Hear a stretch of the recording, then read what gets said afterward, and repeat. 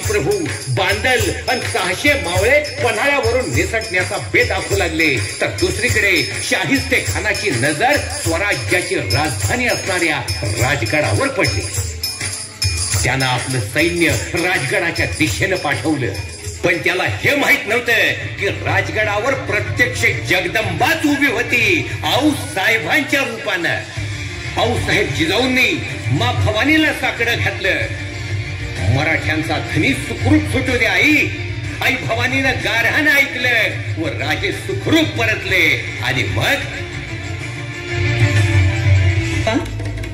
काय विचार चाललाय? एवढे बेचैन काय झालं शिवबा? आमचा संग्राम दुर्ग काबीज केल्यापासून शाहिस्ते खान मुकाट सुटला. त्याने फार अराजकता माजवली आहे या स्वराज्यात. या रयतेचे, आमच्या माता भगिनींचे टाहू आम्हाला स्वस्थ बसू देत नाहीत. भाऊसाहेब स्वस्थ बसू देत नाहीत. तुमचा मनसुबा काय आहे मग? भाऊसाहेब, आम्ही ठरवलंय लाल महालात शिरून आम्ही शाहिस्ते खानाला मारायचा बेत आखला आहे. एक बहिर्जी आणि तुम्हालाच आमचा मनसुबा सांगितला, तिसऱ्या कोणालाच ठाऊक नाही.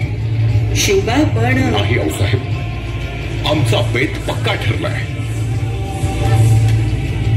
मोठ्या जिकिरीची कामगिरी आहे शिवबा. संयमाने आणि मोठ्या धैर्याने पार पाडा आणि त्या शाहिस्त्याला चांगली अक्कल घडवा शिवबा. पण तुमच्या सोबतीला कोण कोण असतील?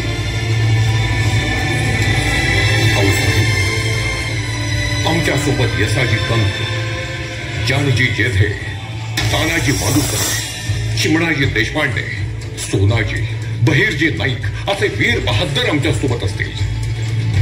आज पंचमी, बरोबर 3 दिवसांनी अष्टमीला हल्ला करायचा आणि दुसऱ्या दिवशी रामनवमी आनंदाने साजरी करू. भाऊसाहेब, आनंदाने साजरी करू. यशवंत व्हा शिवबा. महाराजांनी आऊसाहेबांचा आशीर्वाद घेऊन खानाच्या मृत्यूची तिथी पक्की केली. बहिर्जी नायकांच्या मदतीनं एक अव्वल बेत योजला आणि कामाला सुरुवात झाली. तो बेत होता सोनाजी आणि चिमणाजी रावाच्या मुला मुलींच्या खोट्या खोट्या लग्नाचा.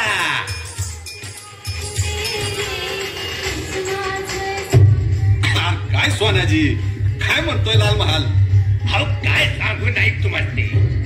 शब्द पुन्हा आवरून बसलाय तो शाहिस्ते खान. त्याचा काहीतरी बंदोबस्त व्हायलाच पाहिजे. करू की मग बंदोबस्त. आमचा होशील ना वरबा? आव्हान नाही कित्यांदा वरबाप करतायचा मला आता. सोनाजी, तू आता पुण्यांदा वरबाप हो. तुझ्या लेकाची वरात घेऊन जाऊ की लाल महालात. लेक तुझी आणि तुझा व्याही आपला चिमणाजी. चिमणाजीच्या पोरासोबत लागीन लावायचंय. आवड नाही कितींदा लगीन लावताय माझ्या पोरीच. अव काय नाही, अव माझ्या मुलाबरोबर स्वानाजीच्या मुलीचं लगीन. अव हसण्याच वागेच बोलतायचं की तुम्ही. सोनाजीराव, लगीन लावायचंय पण ते खोटे खोटे. अहो त्या शाहिस्ते खानाला गाफील ठेवायला. अगदी बरोबर बोलताय नाही तुम्ही. इकडे सोनाजीच्या मुलीच्या खोट्या लग्नाची जय्यत तयारी सुरू होती आणि तिकडे शाहिस्ता खान स्वतःच्या अकलेचे तारे स्वतःच तोडत होता.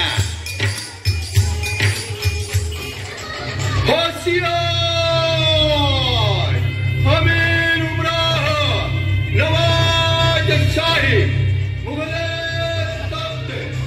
शान नवाज बहादुर शाहिस्ता खान पधार रहे हैं.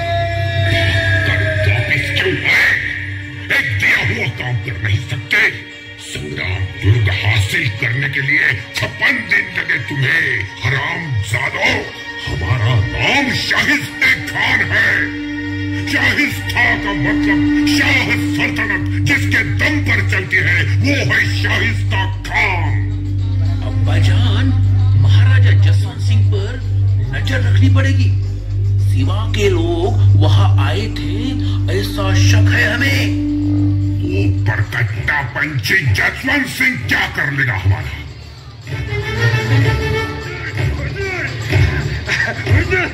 हुजूर हिच्या पान सुपारी घ्या हुजूर हुजूर हिच्या पान सुपारी ही साखर घ्या आणि तोंड गोड करा बघू. आओ सोनाजी बैठो.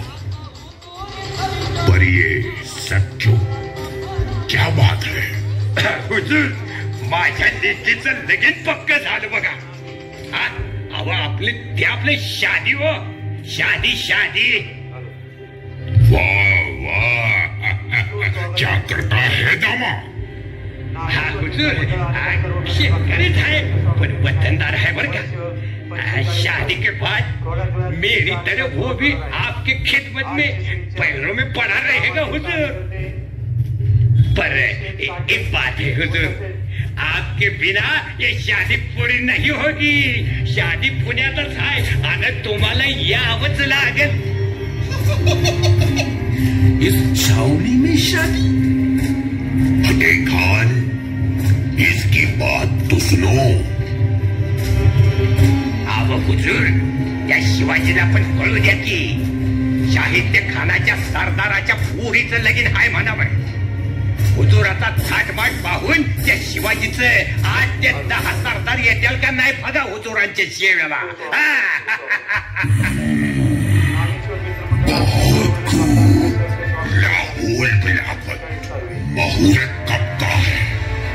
आलमगीर गाडीवर बसलं ना तोच मुहूर्त काढलाय हुजूर. लग्नासाठी वराडी रात्रीला येत्यात लगीन लावत्यात आणि एका रात्रीत पसार होत्यात. ठीक है सोनाजी आपके लोगों के परवाना ले जाओ. शुक्रिया शुक्रिया हुजूर शुक्रिया. अहो शिवाजीच्या पदरी असतो तर हे लगीन झालंच नसतं बघा. पण आप बहुत दयालु हो. आप बहुत दयालु हो हुजूर. आप बहुत दयालु हो. शिवरायांचे जास्त सरदार आपल्याकडे येणार या आनंदात शाहिस्ता स्वप्न रंगू लागला.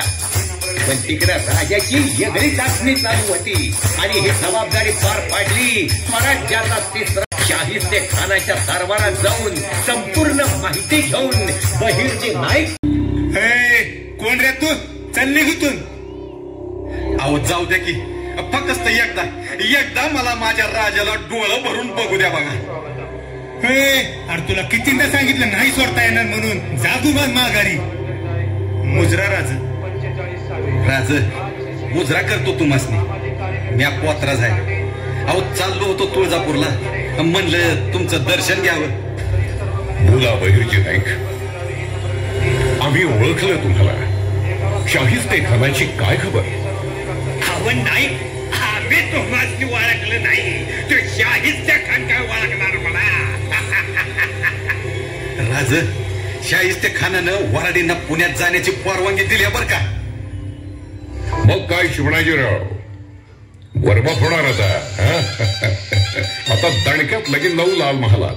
दिवस मावळतीला आला की तानाजीराव तुम्ही आणि सोनाजीराव दोघांनी लाल महालात शिरायचं. प्रत्येकाच्या कमरेस समशेर असतील आणि ज्याला कुणाला जिथं कुठं खान दिसेल त्यानं शाहिस्ते खान मारायचा. गड्यांनो कामगिरी मोठी आहे. प्रत्येकाला आपली जबाबदारी पार पाडायची आहे. थोडी जरी गफलत झाली तर आपली कत्तल ही ठरलेली असेल. लाल महालात तानाजीराव तुम्ही आणि नाईक तुम्ही चिमणाजी यसाजी कंक तुम्ही सारेच आमच्या बरोबर असाल. शाहिस्ते खान ठार झालाच पाहिजे. बोला हर हर महादेव. हर हर महादेव. हर हर महादेव. अशा तऱ्हेनं संपूर्ण योजना आखून खानाचा पाहुणचार खेळण्यासाठी मराठ्यांची वऱ्हाडी फौज पुण्याच्या दिशेनं दाखल झाली. इकडे लग्नाचे ढोल वाजू लागले आणि तिकडे शाहिस्ते खान आणि त्याची छावणी नाच गाण्यात रंगू लागली. ज्या लाल महालात रामाच्या विष्णूच्या कथा शिवबाला जिजाऊने सांगितल्या तिथं नाच गाणी मखमली पडद्यात शाहिस्ते खान रात्री रंगीन करू लागला.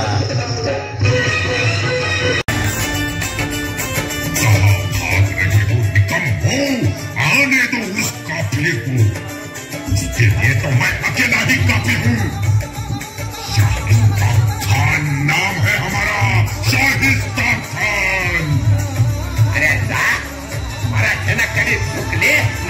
झुकणार.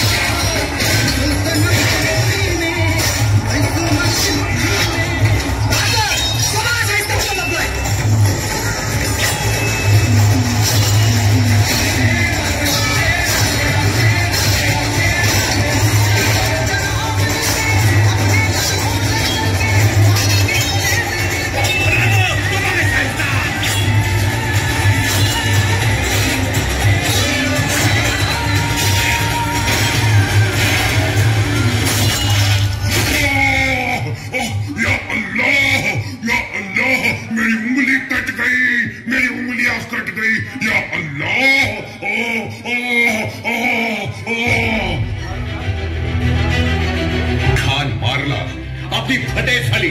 बोला हर हर महादेव, हर हर महादेव, हर हर महादेव.